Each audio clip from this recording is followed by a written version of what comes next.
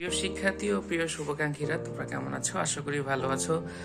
তোমাদের সকলকে পবিত্র ম্যাথ হাব ইউটিউব চ্যানেলের পক্ষ থেকে বাংলা শুভ নববর্ষ।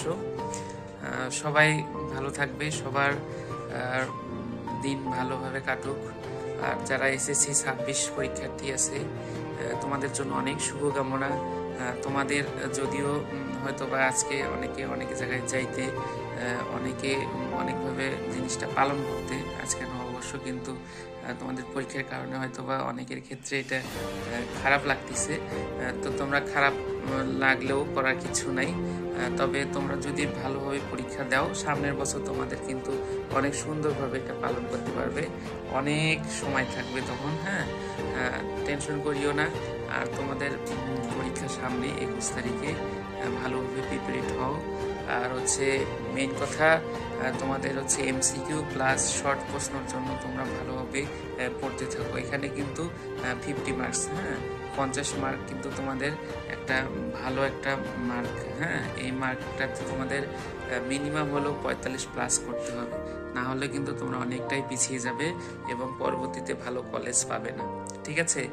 কারণ তোমাদের কিন্তু এখন মার্ক দেখে, তোমাদের রেজাল্টে কিন্তু সম্পূর্ণ মার্ক দেখে আসলে তোমাদের পরবর্তী যে কলেজ তোমরা পাবা সেটাই কিন্তু সিলেক্ট করে। তো যেই কারণে তোমরা ভালোভাবে পরীক্ষা দিবে।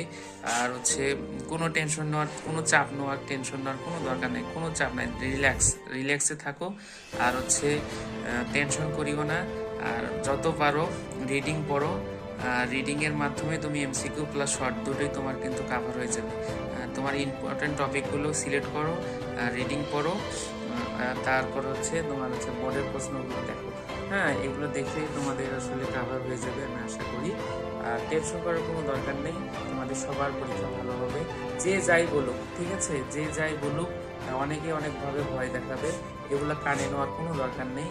যত কানে নেবে তত পিছিয়ে যাবে। তো তোমাদের মতো তোমরা থাকো, পর্যাপ্ত ঘুম পারো, পর্যাপ্ত তোমাদের রেস্ট দাও মাথাকে, মানে ব্রেনকে। ঠিক আছে? তোমাদের ব্রেনকে একটু রেস্ট দিতে হবে, সব সময় চাপ নিয়ে আসবে না। খাবার দাবার ঠিকভাবে খাও, অসুস্থ হয়েও না।